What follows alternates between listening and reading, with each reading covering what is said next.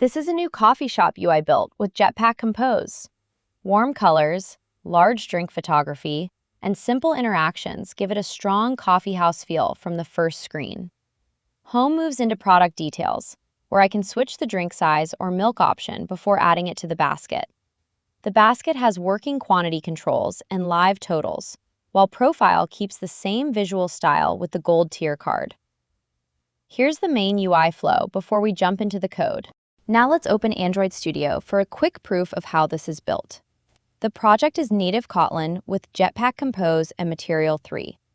The UI is split into separate screens for Home, Product Details, Basket, and Profile, and the coffee photography is stored as local Android assets. AI helped speed up the implementation, but the project itself is still about the UI and the Compose code.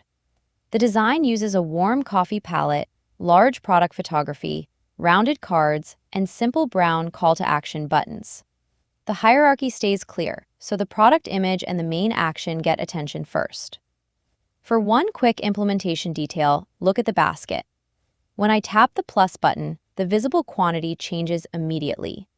That event goes into the basket ViewModel, where the basket state is updated.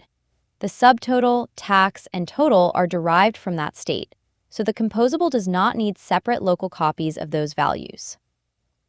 Back on the emulator, I can increase the quantity again, and the order summary updates with it. It is a small example, but it shows the important idea.